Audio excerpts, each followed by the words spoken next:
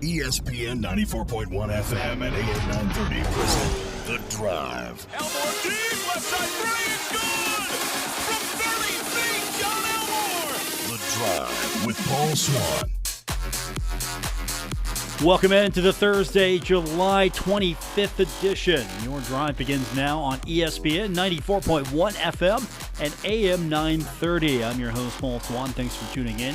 You can join us every hour we do the show on the Miller Lite phone lines, 877-420-TALK, 877-420-8255. Miller Lite Hold True, great taste, only 96 calories. It is the original light beer. So what do we got coming up today? Well, I've got a lot to get into with you, so we'll do that. But we're going to talk to Bob Sparks. He is one of the founders and organizers of the Ceredo-Kenova Sports Weekend. What that does is it honors past contributions to sports in Ceredo and Kenova. Also, it's a fundraising mechanism for community youth sports and the Eric Sparks Memorial Scholarship Fund. Eric was Bob's son, also a standout athlete at CK High and a member of the 1994 West Virginia Class A championship football team. If you don't remember his story, he lost his life in a tragic shooting incident. So Bob's going to join us later on in the program. We're going to talk about that. And, of course, I have to mention this because he told me to. Bill Cornwell, you know Bill Cornwell, longtime fixture of these airwaves, this program, and other things involving Ceredo-Kenova Sports. He told me he was emceeing the event, so he made me promise that I would tell everyone that he is emceeing the event. So there you go. We've told everyone Bill Cornwell is going to MC that event, so definitely get your tickets for that and that alone. But Bob's going to join us a little bit later on in the program. We'll talk to him. So a busy day today for the Pirates. A busy day today losing. Joe Musgrove allowed 6 runs, 5 earned on 7 hits, including 3 home runs in 5 innings. And the Cardinals finished off their 4-game sweep of the Pirates, beat them at PNC Park, 6-3 victory. It was the Pirates' 5th straight loss, and worse than that, it's their 11th in 13 games since the All-Star break. They have fallen 10 games under 500 for the first time since the final day of the 2017 season in the National League. Only the Marlins right now have a lower winning percentage. So it's not all bad. They're not the Marlins, but even the Reds are ahead of them now, and the Reds are pretty bad. They're pretty lowly. So Pirates, Reds, everybody else in the division hasn't been good.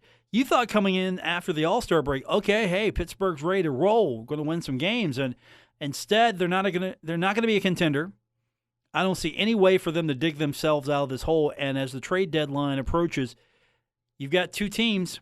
You got buyers and sellers. Guess what? Pittsburgh's a seller right now. They're not going to be buying. They're going to be selling and rebuilding for next season and beyond. So if there's somebody you're attached to and you're a Pittsburgh Pirates fan, you might not be seeing them around much longer.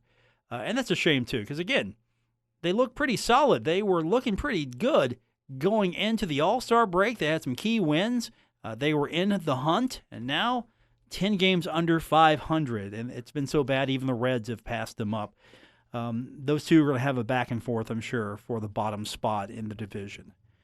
Football news, and we're getting closer to that very day where Marshall takes on VMI, 6:30 p.m. on August 31st at Jones C. Edwards Stadium. And one guy who hopefully will be making a lot of noise is Brenden Knox. He was named to the 2019 Wuerffel Trophy, easy for me to say, 2019 Wuerffel Trophy Watch List on this very day. That's right.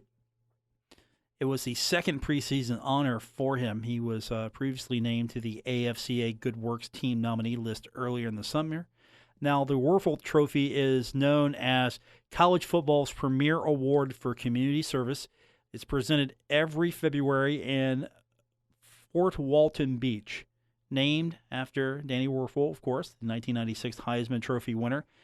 And this award is pretty special because it goes to the FBS player that best combines exemplary community service with athletic and academic achievement.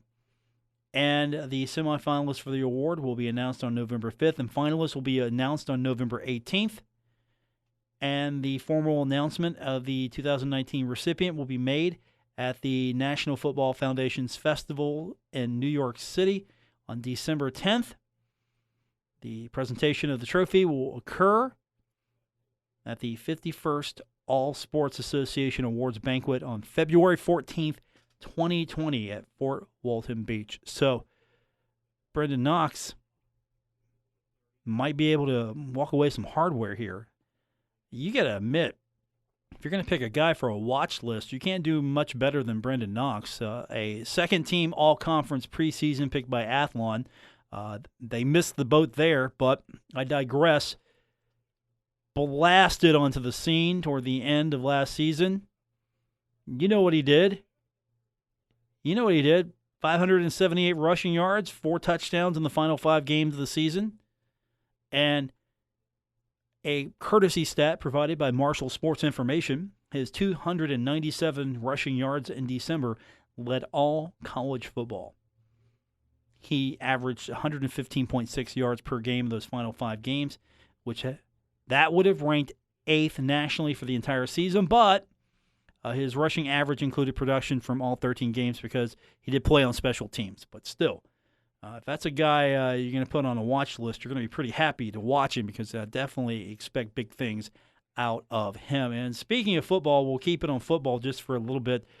All right, Cleveland Browns fans, I'm going to throw you a bone. Yes, Odell Beckham Jr. was big time, putting on a show. Yes, he made 2 highlight reel catches on the first day of Browns training camp. There was a capacity crowd there. They lined up outside the gates several hours before they opened because, well, if you're a Cleveland Browns fan, what do you have to live for in life? I mean, right now the Browns are undefeated. This is the happiest you'll probably be. And we'll leave it at that. All right, we're gonna talk about what's happening with Kentucky Wildcats when we continue. Some moves today from the Cincinnati Bengals. We'll talk about that. Coming up as well, we'll hear from Bob Sparks a little bit later on. We're going to talk about the Ceredo-Kenova Sports Weekend. That's all when we continue with today's edition of The Drive on ESPN 94.1 FM and AM 930. You're listening to The Drive with Paul Swann, the 2019 West Virginia Broadcasters Association Best Talk Show on ESPN 94.1 FM and AM 930. For those of you who follow the Kentucky Wildcats, and I know you do, I met a lot of you over in Ashland last week. The Wildcats have some bad news for you. It was announced today that safety Devontae Robinson missing the season after tearing a quadricep muscle. It happened Tuesday. He needs surgery, and you're going to miss him desperately. He made 3 starts in 2018, played in all of 13 games. He was expected to start at safety and was the team's 6th leading tackler last year. He had 42 tackles, and he had a few of those go for loss. So that's a big loss today on the football side for Kentucky. Also, while we're at it, while we're talking Kentucky, let's talk Big 12 SEC Challenge. I actually dig this.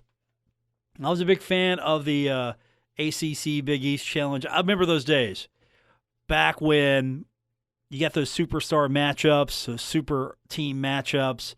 It was real big. I would come home after classes, Big Monday. I'd watch basketball all night long, Big Monday on ESPN. I love this. So yeah, I will tune in a lot of this. But Kentucky's going to visit Texas Tech. So Kentucky's got to go play Texas Tech. That's cool. Kansas will play host to Tennessee. And you've got Kansas State at Alabama. TCU is going to be at Arkansas. Iowa State's going to be at Auburn. Baylor's taking on Florida. LSU at Texas. Mississippi State at Oklahoma. Missouri at West Virginia. And Oklahoma State at Texas A&M. Now, you got 4 SEC teams that aren't playing this year. Georgia, Mississippi, South Carolina, and Vanderbilt. So I don't think anyone's going to really miss those as much. But just look at these matchups. Kentucky taking on the NCAA tournament runner-up Texas Tech, and depending on how good Texas Tech is, this could be a preview of things to come. I mean, that's cool. And then Kansas and Tennessee, I kind of like that one, actually. I don't know why. I mean, Tennessee's got a basketball history and a legacy. Sure they do. Kansas, though, it's Kansas. One of the elites. I mean, that's a good matchup there. So I'm down with that. West Virginia, they're going to play host to Missouri. I don't know. Are you excited about that one? I'm sure it'll be a fun matchup, but are you really excited about that as a matchup? I guess you got to pair them as you have the standings. I guess you got to pair them. You got to figure out what makes sense. But Kansas State, Alabama, okay. All right, that's interesting. Not doing it for me on the Richter scale. TCU at Arkansas, okay, again, not doing it for me. Iowa State at Auburn, yeah, that might be interesting. Baylor at Florida, okay, I'm intrigued. LSU at Texas is kind of interesting to me, and Mississippi State at Oklahoma, that might be okay as well. Really, though, I guess, other than we don't know where these teams are going to stack up once they play against each other, where they're at in the standings, so that's going to dictate some of this and some of the excitement. But still, Kentucky and Texas Tech, Kansas and Tennessee, those are probably your marquee games there, and everybody else we'll just wait and see. I mean, West Virginia could have a really good season this year, and then Missouri could have a good season. All of a sudden, we got a really nice marquee matchup. But Missouri's going to take on West Virginia.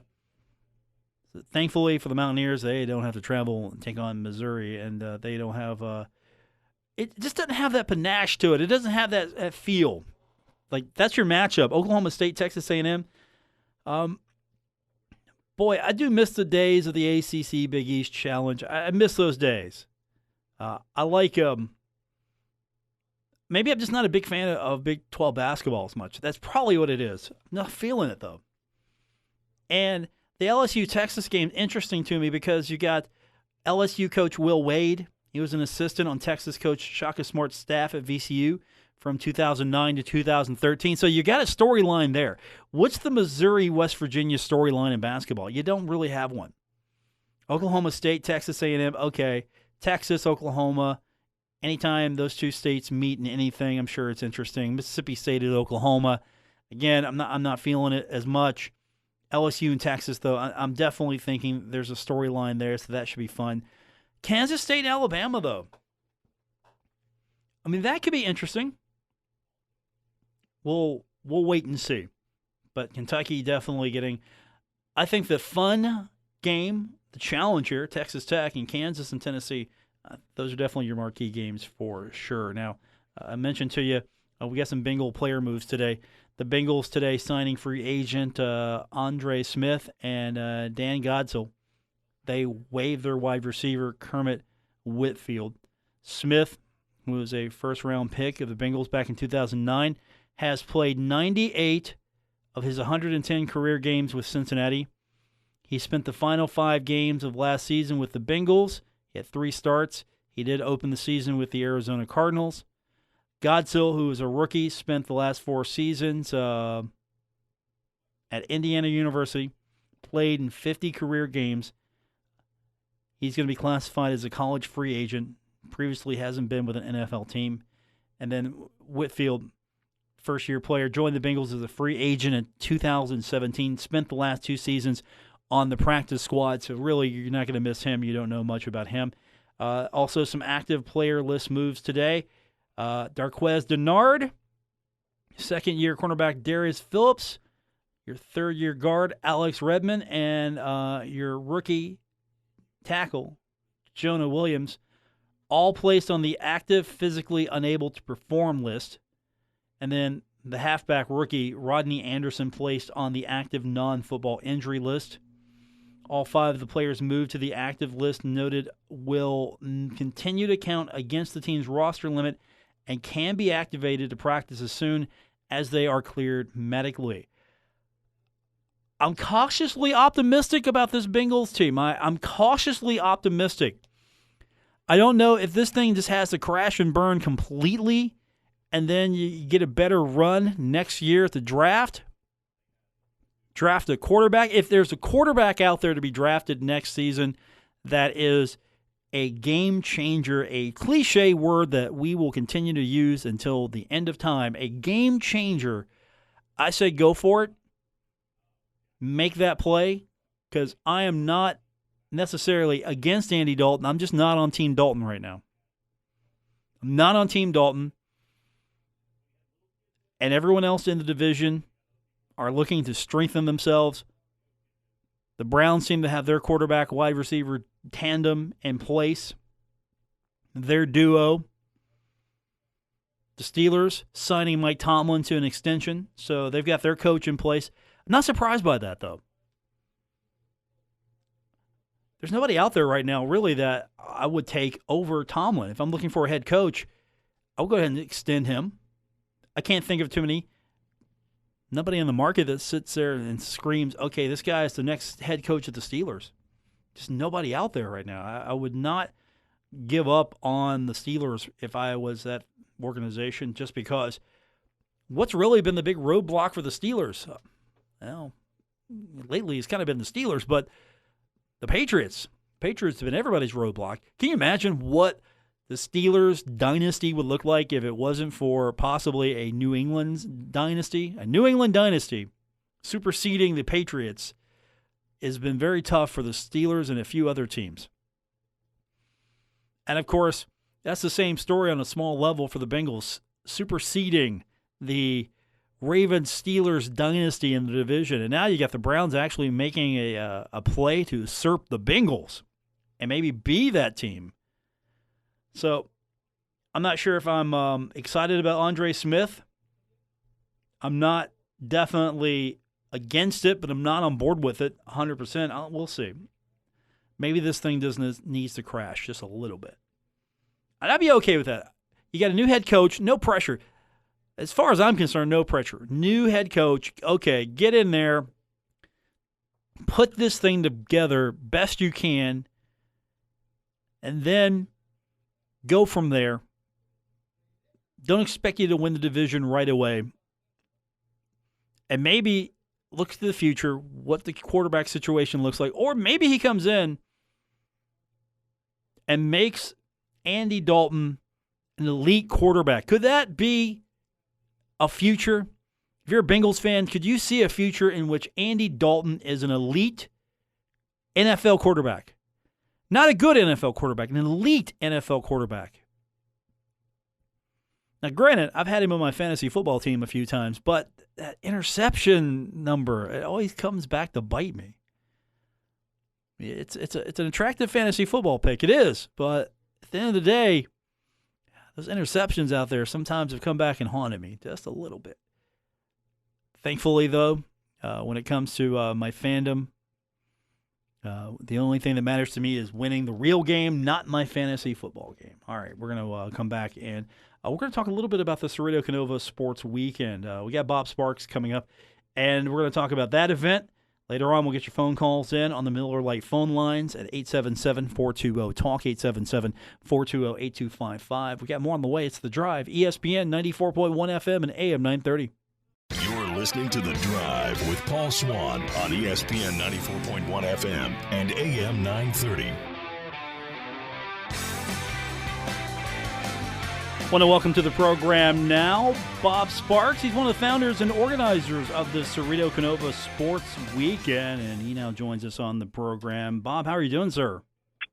Doing great. How are you, Paul? I'm good. Now, before we continue on, I have been told by Bill Cornwell I have to keep mentioning he's the MC of this event coming up for the Ceredo-Kenova Sports Weekend, as if that's the biggest thing happening at this event. I think it may be. See, don't feed into that ego of his, please. No, you can't do that. In Bill's mind, anyway, it is. Fair enough.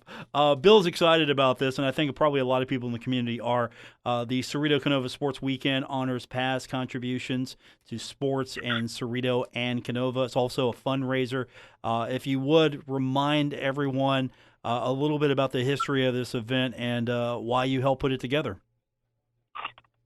Well, this is our 22nd year, and after Eric was killed, Skip Looney and some other people and I got together and started talking about trying to do something to help raise funds for the youth leagues. And we started this, like I say, 22 years ago, and the proceeds go to the scholarship at West Virginia Wesleyan in Eric's name, where he would have been a junior. And CK Youth Football, CK Buddy League, CK Little League Baseball, and the Babe Ruth Baseball. And it's lasted over 22 years, and it keeps getting bigger. How important has this been not only to the community, but the young men and women and everyone who has been affected by this? Because, well, let's be honest, money's hard to come by any year for any project, and this is important for a lot of community projects and for a scholarship fund that definitely enriches someone's life every year. I'd like to think it's been very important to the youth of the CK area and to any individual that's got the scholarship. And because, like you say, times are harder and it's hard to get the funds for youth sports anymore. And we're honored that we can do it. Now, the dinner takes place 6 o'clock Friday night at Kenova United Methodist Church, and also there's a benefit golf tournament Saturday at Creekside Golf Course in Lavalette. It's going to be afternoon tea times. Morning tea times are all taken now. So if you would, for people maybe don't know enough yet, want to come to this event, want to be a part of this, what do they need to know? Well, like you said, the dinner's tomorrow at 6 o'clock at the United Methodist Church in Kenova, which Bill Corn will be the MC. Tickets are $10. You can purchase them at the door. Texas Roadhouse will be catering for us, and we're going to honor the life and celebrate the life of the late Herb Stevens, who was a great CK athlete.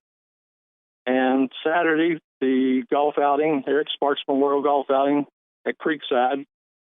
We tee off at 8 o'clock, and the morning tee times are full, but we have plenty of afternoon tee times available. Right now, we have 41 total foursomes signed up. So if you're available in the afternoon, we'd be glad to have you. As you mentioned earlier, this event seems to have grown, and it's endured for a long time now. Why is that in your mind? What has set this event as something that seems to have legs? What's happening here that maybe people have gravitated to really try to make this an annual event that's bigger and better? I think it just speaks a lot about the people in the Ceredo-Kenova and the tri-state area, both, that are willing to come out and support this event to help with the youth leagues. And we do honor past and present players for participants at Ceredo-Kenova or in the tri-state. And it's just, I can't say why it keeps growing other than we put a lot of time and effort into it, and people support us, businesses, local people, local businesses. And, there again, we're honored to be able to do it.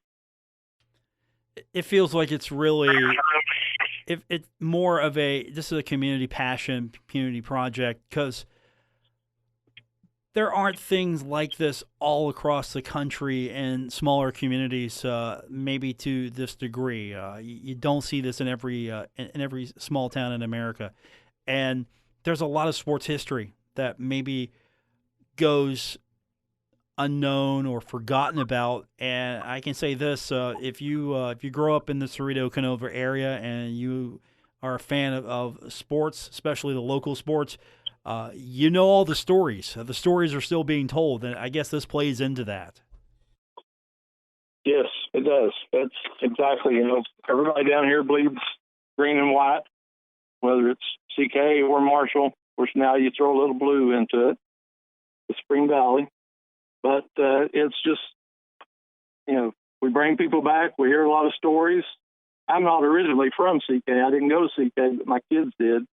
So I get to hear a lot of stories that were told, and, of Herb Stevens, what he did, how good of an athlete he was, and a lot of the others over the years. Bob Sparks is joining us on the program. He is one of the founders and organizers of the Ceredo-Kenova Sports Weekend.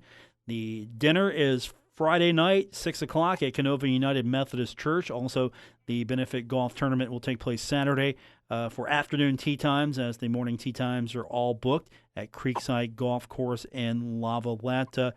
You've got the dinner, you've got the golf outing. What are some of the other things, maybe people who haven't been to this event or celebrated this weekend, what can they expect to see, to hear, to find out about? A lot of stories, a lot of laughter, a lot of remembrance, just a lot of positive things about the CK area, and the people that participate in it. It's just become a great event. Texas Roadhouse for $10 is not a bad deal either. No, it's not.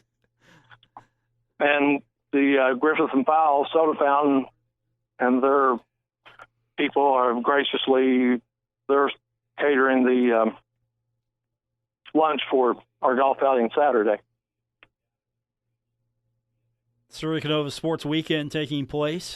The sports dinner Friday night at Kenova United Methodist Church. Bob Sparks with us on the program. Bob, thanks for spending a few minutes with us talking about it, and looking forward to seeing this big weekend and hopefully even bigger the following year and the year after that. This is one of the true sports weekends that seems to be bigger, better every year and done right. So hats off to you, and thanks for coming on the show today. Talk about it. Well, thank you for having me, and if I hear anything exciting out of Bill Cornwell, I'll let you know. Thank you. And trust me, if there's something exciting coming out of Bill Cornwell, he will tell us if you don't. So don't worry about that, Bob. All right. Thank you, sir. Bob Sparks joining us on the program, founder and organizer of the Ceredo-Kenova Sports Weekend. And, of course, we kid Bill Cornwell, but Bill is a passionate member of that Ceredo-Kenova sports community and, of course, big supporter of high school athletics as well, which is a big part of this as well. All right, we're going to take our next break. We'll come back. We'll get your phone calls in. 877-420-TALK, 877-420-8255. We got more on the way. It's The Drive, ESPN 94.1 FM and AM 930.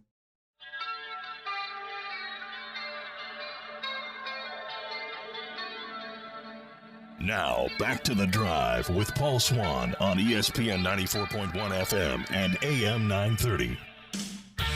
We're still a few days away from really getting into the meat and potatoes of the final month before college football begins. Of course, that means we'll have camp to talk about. We'll have practice, as we're able to talk about. Everything will start ramping up soon, and we're still in that mode where we're looking for stuff to talk about. You know what I'm talking about. That's right.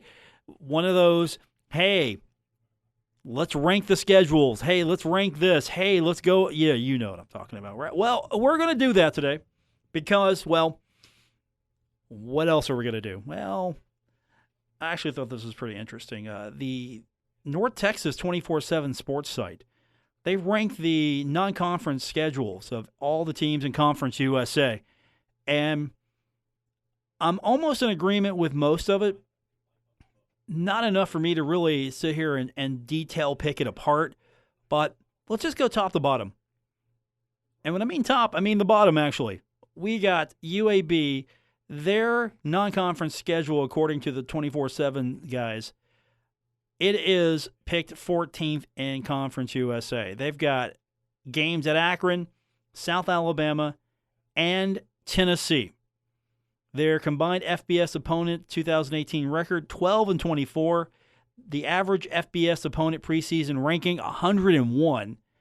And they've got one FCS opponent, Alabama State, who finished 4-7. They don't have much really to say about it, other than the fact that, these will be good for confidence. It's not going to prepare them for the conference schedule, but it's going to be good for confidence. I kind of agree with that. FIU, here's what they said about FIU's schedule, 13th. They're saying that Miami, Massachusetts, and at Tulane, with New Hampshire being the FCS opponent, is only 13th best in Conference USA in the non-conference schedule. They're dinging Tulane and Massachusetts. And this is a team that's supposed to compete for a Conference USA title, they say. So really not tough for them. Louisiana Tech doesn't fare much better, and they're at Texas, at Bowling Green, Massachusetts, and they got Grambling as the FCS schedule buster. Why? Is it only 12? You got Texas on the schedule. They're saying Texas week 1 is going to be a loss. And the only reason why they're above UAB and FIU, Bowling Green and Massachusetts rank in the 110s entering the year. So they're not going to struggle too much after week 1. Old Dominion, they got them at 11 in the rankings. And they're at Virginia Tech, Virginia. And they are playing host to East Carolina. So at Virginia Tech, at Virginia, East Carolina, and then they've got Norfolk State. Okay, I can't wait to see the rest of this because 11 is Old Dominion. You're at Virginia Tech in Virginia, and you got East Carolina, which is going to be tough. Okay. UTEP is 10th. They're at Texas Tech. They've got Nevada and at New Mexico State, and they've got Houston Baptist as the FCS opponent. They're going to say UTEP's going to struggle with any FBS teams, but they could compete in a game or two if everything breaks right. Western Kentucky is 9th on the schedule as far as the strength of the non-conference. Louisville, neutral location. Army at Arkansas, and they got Central Arkansas as their FCS opponent. And they're saying that Army is going to be on the list a lot. CBS has got them ranked 19th entering the year. Louisville and Arkansas games are just good enough to keep the Hilltoppers from dropping any lower. All right. North Texas. And this is a North Texas site, by the way, and they've got them ranked 8th. At SMU, at California, and Houston with Abilene Christian as the FCS opponent. Here's what they said about them. They said 3 games which are against very legitimate teams, but none are close to the top 25 in the country. CBS has SMU at 94 entering the year, which is very low to them. They say also California and Houston are hovering around 60, on par with North Texas. So they're really saying, look, California, Houston, you guys are kind of like us. Okay. I know North Texas is going to be good, but I don't know if I'm dinging Houston. Houston's going to be all right. I don't know if I'm dinging California.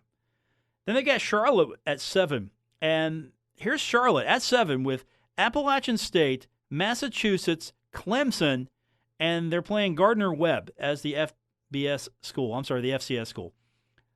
This is what they say. They said this is where it starts getting crazy. Charlotte faces Appalachian State, and Clemson is ranked 7th on the list. The main reason being there is at least one winnable game here. Also, while Appalachian State is very good, team ranked number 30th by CBS, they are far from perfect, and if they faced a top team in Conference USA, it would be close. And, oh, by the way, they don't have to mention Clemson. I mean, come on.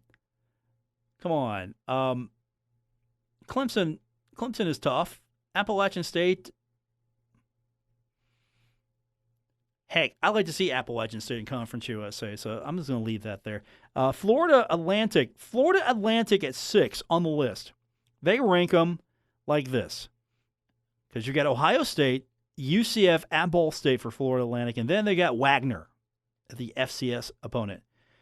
And this is what they said about them. 2 of the top 20 teams in the country in the first 2 weeks for head coach Lane Kiffin and company.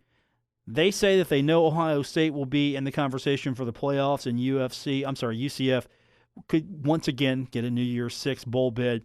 Thankfully, Ball State gives the Owls a win before playing Wagner and starting conference. So with Ohio State and UCF, Florida Atlantic's non-conference schedule ranks 6th in Conference USA, according to North Texas's 24/7 site. Number 5 is UTSA. They've got games at Baylor. They're playing Army. They're at Texas A&M. And they've got one of my favorite FCS schools, Incarnate Word, who finished 6-5 last season. And they're saying if Army is actually a top 20 team, this is a killer trident of games. Their word, trident of games. Trident of games is killer. Baylor is still being resurrected, but went 7-6 last year. They're also saying they'll be home week 2 against the Roadrunners. The A&M game is interesting because it doesn't come until November 2nd, so maybe they'll catch them off guard in the midst of their SEC schedule, or A&M feast on the the A&M feast on Conference USA before going on a bye to get ready for South Carolina, Georgia, and LSU. Then here we go. Marshall is 4th. Non-conference. Marshall is 4th with games at Boise State, Ohio, Cincinnati, and you've got VMI as your FCS opponent, who finished an impressive 1-10 last year. They're saying they're pretty complimentary, actually. They're saying this is a sneaky string of games against 3 teams that won at least 9 games last year. Marshall's a top-tier CUSA team, though, so they'll be expected to compete in these games and probably win 1 at home, but that doesn't change the fact that these 3 teams are all probably top 50 teams in the country. So Mike Hamrick's probably reading this right now going, yeah, you're darn right. You're darn right. So they give Marshall the nod at 4 for the tough non-conference schedule. Rice comes in at 3rd with Army, Wake Forest, Texas, Baylor's neutral location. Middle Tennessee comes in 2nd with Michigan. That's at Michigan. They got Duke, and they're at Iowa as well, and they take on Tennessee State. And then Southern Miss gets the nod at number 1 with a schedule at Mississippi State, at Troy, and Alabama. Alabama, of course, putting that on top of everything. And Alcorn State, which was a solid FCS team. They're saying the Golden Eagles better enjoy their opening week win against Alcorn State, which is noted as one of the best FCS schools, and you better note that because they are. Because they have this schedule in the following 3 weeks. Mississippi State and Troy are borderline top 25 teams with players that supersede mostly anything Conference USA has. Troy showed North Texas 2 years ago in the New Orleans Bowl just how nasty their defense is. They're saying it's not going to be fun for them. Also, Alabama has played 4 Conference USA teams this decade. They are 4-0, and they have won the 4 games by an average score of 42-8. So what do you think of this? Do you agree with this, disagree with this? I mean, you can't complain too much because Marshall is, well, Marshall's 4th as far as their opinion. Again, this is their opinion. So here is Conference USA, non-conference schedules. And they didn't take the FCS schools into consideration when they ranked them. So I think that's fair. You take the other schools, but if you did that, you definitely drop this thing down a little bit because Marshall's got VMI. That game makes sense, though, and I'm not trying to defend it. I'm just telling you it makes sense because VMI is a familiar foe. They need a game. FCS opponent, Marshall's played them in the past. So you got a history there. Okay, the older Herd fans have got a history there. I've got a history there. I guess that puts me in the older Herd fans category now. And so you play that game. You need a tune. You're going to Boise. You're on the road. You need a game. You need a tune-up. Get ready. Okay, here it is, VMI. Should be an easy game. You should get a chance to see what your team looks like. Play some guys that maybe won't get to see the field that much. You get the score up early on this thing. Get some guys rested. That's what I would do. Run the score up as much as you can in the first half. Run your offense. Keep them off the board. Second half, get your second team, third teamers in there. Get your guys that aren't going to see the field again. Just give them opportunity to go out there and play hard as they can. Keep your starters healthy. Keep your starters rested. Go into Boise State, tuned up, ready to go. That's what I would hope this thing is. That's what this game is for. But that's high praise. Again, this is one website's opinion. Covers Conference USA. Boise State gets a lot of credit. Ohio, Cincinnati. Their combined FBS opponents' 2018 record, 30-9. The average FBS opponent preseason ranking, 34.3. So this could be a schedule in which Marshall wins 2 or 3 of these games and looks pretty good, pretty strong here. I mean, is this a schedule? If Marshall can go undefeated with this non-conference schedule, will this propel them in that conversation a little bit? And if they can get through Conference USA pretty much healthy, unscathed, and get to the conference championship game, does this schedule put them in a conversation? Are we talking about Marshall possibly looking at an Access Bowl bid? Is that a schedule that makes you think that? And I'm not saying no, but you got to look at it from the standpoint that, okay, Boise State's going to be a team that they're going to be in the conversation always. So if you beat them, all of a sudden you're in the conversation and you're on the road. You beat Boise on the road. And then you got Ohio, and the Bobcats are good. They're going to be a solid team out of the MAC. And Cincinnati, they're a team out of the American. They might be solid this year. They might not be. But if you beat Boise, you beat Ohio, you beat Cincinnati, and you just throttle VMI, and then you go through Conference USA and you win that thing, Marshall's in the conversation, right? Well, that's what you hope anyway. Don't know how it's going to play out, though. And we got to wait and see what happens. First game coming up late August, as late as you possibly can get, August 31st, as it'll be Marshall playing host to VMI, 6:30 p.m. I'm just going to tell you right now, we go on the air 3 hours before that. 3:30 p.m. I will be there before 3:30 p.m. to see you all at Jones C. Edwards Stadium. I'm going to tell you right now, the airtime for the road game on the 6th will be 6 p.m. Just letting you know.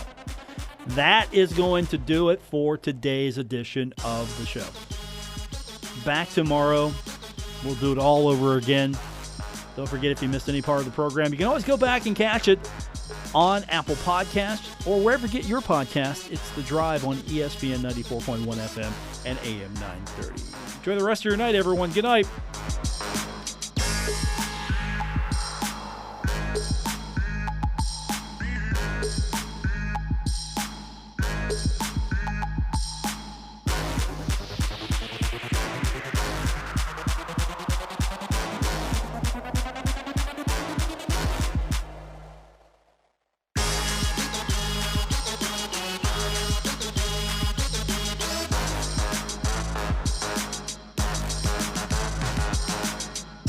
WRBC Huntington, W227BS Huntington.